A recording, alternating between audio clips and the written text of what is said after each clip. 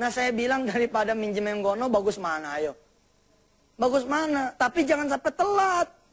Kalau sampai ya, kalau jenengan, kalau kita minjem buat sedekahnya, H-1 lebaran telat. Telat. Nggak bisa kita bermain-main di investasi, bos. Sekarang ente nih ada mobil nih. Ini kan juragan mobil nih. Ada Bang Nu nih, juragan mobil nih. Mau nutup mobil nih. Mau nutup mobil nih. Ada mobil murah banget nih. Cuman 75. Tapi kita nggak punya duit. Cuman kita ada bayangan nih. Nih mobil kalau kita lewatin nih bangsa laku 85 atau 90 nih. Bismillah kan. Kita cari pinjaman. Kira-kira logikanya seperti itu. Orang bilang, nggak boleh maksain tuh Ustadz. Percaya sama saya, kalau udah masuk ke rumah sakit mah maksain juga. Bu, saya pernah loh satu penjara, satu sel waktu ditahan dulu. Itu sama seorang ayah yang kepengen banget nyenengin istrinya. Betul. Tentu saja ada kearifan saya yang lain. Apa kearifan yang saya yang lain? Saya bilang, tetap ngutang tuh nomor 17. Nomor 1, kalau saudara emang benar-benar miskin, nggak ada sedekahnya, udah gebar-geberan sholat duha, gebar-geberan sholat malam. Tak orang lain baca waqiah sekali, situ 7 kali sehari. Benar bu. Orang lain sholat duha 12 rakaat, situ 48 rakaat. Ustadz mana bisa? Bisa. Situ ibu, ya istri kita, anak kita 2, 48 tuh. Paham nggak? Paham Rason? Saya kalau udah ngomong begini Pak, megang prinsip, saya suka ngamuk-ngamuk emang. Habis gimana, saya kasihan sama orang-orang. Orang bilang, Ustaz, jangan ngomong sedekah supaya kaya. Sini. Lu demen ya orang miskin ya? Hah? Demen ya orang susah ya? Terus dia minta-minta terus ya? Berbaris kemudian di barisan orang-orang yang mustahik, demen ya? Allah udah ngajarin nih, kalau mau kaya begini caranya. Ente nutup lagi pintu orang buat kaya. Jangan masa sedekah buat kaya. Allah ngajarin kayak begitu. Allah ngajarin kayak begitu. Siapa yang mau aku lipat gandakan rezekinya? Mari sini. Fayudha'ifahu lahu at'afan mudha'afan. Lalu kita tutup jalan itu. Kita lebih senang orang-orang kita miskin, Pak. Harusnya udah benar, benar. Nanti ketika kemudian tidak berhasil, suruh sabar. Bahasanya jangan begini. Situ sih nawaitunya pengen kaya.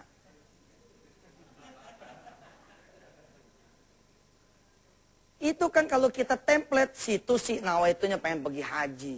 Situ sih, kan harusnya fair dong. Kalau emang nggak boleh kaya sebagai sebuah permintaan kita, mestinya kita tutup semua jalur permintaan. Termasuk anak, termasuk jodoh, ya. Termasuk apalagi tuh, pengen punya rumah, pengen pergi haji, pengen mergiin haji orang tua. Kemarin saya baru rilis satu tulisan di kuliah online di www.wisatahati.com. Saya bilang ya, kalau kita nggak boleh orang lain minta sama Allah, itu namanya kita udah sombong. Tentu saja bahasanya nggak begini. Nah ini 500.000 nih buat jodoh nih. Nah ini 1 juta nih buat beli mobil. Enggak gitu bos, enggak gitu. Bahasa tetap kita bahasanya santun. Nawaitunya apa sih Ustadz? Nawaitu mah nawaitu sedekah. Tapi setelah sedekah kita sholat hajat, kita berdoa. Ya Allah, 2 hari lagi bulan puasa. Habis itu lebaran. Emak saya makin tua ya Allah. Udah nggak kuat pulang kampung naik bus. Ya Allah, saya punya motor nih. Saya tuker dah sama mobil. Mudah-mudahan bulan puasa ini, lebaran besok, saya bisa nyenengin emak saya ya Allah. Supaya saya bisa bawa dia pulang kampung dengan mobil pemberian dari Engkau. Ayo, ini nggak ikhlas apa doa? Ini doa. Bahkan saya bilang, potong tuh motor. Bilang aja sama Allah, ya Allah saya butuh mobil deh. Boleh nggak? Boleh banget. Saya malah mengajarkan ada amal soleh nih, saat didorong dulu nih amal soleh. Ibarat kita pengen sesuatu, kita senengin dulu orangnya. Kita pengen emaknya nih, kita senengin anaknya. Janda maksudnya. Betul nggak? Itu kan namanya bawaan kan? senengin anaknya. Emaknya biarin aja, biarin emaknya lihat terus. Allah pun begitu, walaupun laisa kamitslihi syai'un. Ya. Sampai mana tuh gara-gara marah-marah nih. Apa itu? TV kecilin. Iya, iya. Iya model begini. Artinya utang itu jalan terakhir, bos. Tapi sebagai sebuah matematika, layak kita pertaruhkan. Model begini. Kita nggak punya aset sama sekali. Lalu kita butuh nih 2 juta. Memang kebutuhan segitu. Kalau enggak, kita akan minta-minta. Misalkan. Kita embat 200 ribu, nggak cukup. Pinjam 200 ribu, resiko. Kita belah jadi 2/3 atau kita belah jadi 4. Separuh, 1/4 dari tahajud. 1/4 dari duha. 1/4 dari baca Quran. 1/4 dari redo orang tua. Nanti baru 1/4-nya dari ngutang. Sehingga ngutangnya barangkali hanya 20 ribu aja. Buat ngegenepin doang, tek, gitu loh. Paham gak tuh? Ngutangnya tuh cuman buat gong doang, sat. Ini saya masih ingat nih ucapan Mu'allim Safi Azami almarhum. Nih, lihat. Masih ada waktu ya? 4 menit, siap. Ente punya duit 1 juta. Pengeluaran 1,5 juta. Sedekah 2,5%, secara teori nggak cukup nih. 2,5% dari 1 juta berapa ya? Pemirsa di rumah, 2,5%. Ini kan kebiasaan kita nih ya. Sedekahnya 2,5%. Jadi berapa di sini? 25 ribu. Oke, sekarang kita hitung dengan matematika sedekah. 1 juta dikali 25? 975. 25 dikali 10? 250. Saldo akhirnya? 5, 2, 12. 1.225.000. Kan masih kurang nih ngembat 1,5. Betul nggak? Masih kurang ngembat 1,5 juta.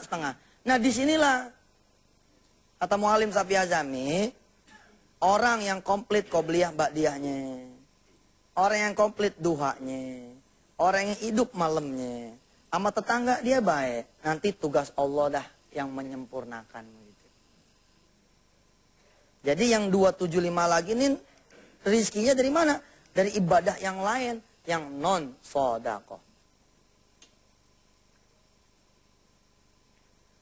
Apalagi kalau targetnya masih lama. Tadi kan udah deket tuh targetnya, lebaran besok. Nah, buat ibu-ibu misalkan yang bulan Februari, anak yang ngomong mau sekolah, mau kuliah di bulan Agustus, kan masih lama tuh. Februari, Maret, April, Mei, Juni, Juli, Agustus. Masih 6 bulan kan? Umpama biaya sekolahnya 40 juta. Dibagi 10, berapa tuh? 4 juta. 4 juta dibagi 6 bulan. Nah, cicil dah tuh sedekah. Set gitu ya. Insya Allah. Ibu bapak dirahmati Allah, pemirsa, tentu saja ilmu ini belum sempurna. Karena tidak sempurna, kita memohon kepada Allah agar besok masih bisa ngaji lagi, besok masih bisa ngaji lagi, besok masih bisa ngaji lagi. Yusuf Mansur pun ada salahnya. Kalau emang dirasa salah, jangan segan-segan. Kirimkan kritik dan saran ke redaksi TPI. Yang tahu SMS saya. Biar bagaimanapun saya juga manusia. Ada salahnya. Mudah-mudahan nawaitu baik ini dipahami sebagai sebuah ikhtiar mengeluarkan masyarakat kita dari ekonomi yang lemah menuju ekonomi yang kuat dengan jalan bersedekah. Mudah-mudahan nawaitu mensejahterakan masyarakat ya yang memang terbatas ikhtiar dan modalnya, mudah-mudahan juga tercapai dengan jalan sedekah. Sempurnakanlah dengan ibadah-ibadah yang lain. Bismillahirrahmanirrahim.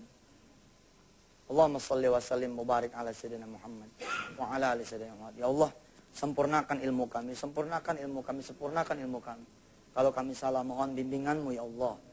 Subhanaka la ilma lana illa ma 'allamtana innaka antal alimul hakim. Wassallallahu ala sayyidina Muhammad wa ala alihi walhamdulillahi rabbil alamin. Silakan Ustaz Albar. Baik pemirsa, demikian kajian dari Ustaz. Kecil sedang kumpul di sebuah lapangan dan main tebak-tebakan. Anak kecil yang satu berkata kepada yang lain, senjata apa yang paling hebat? Yang satu lagi granat, bukan. Yang satu lagi M16, bukan. Lalu apa yang paling hebat? Senjata makan tuan. Sering kita artikan bahwa sesuatu yang positif. Senjata seorang beriman adalah kebaikan.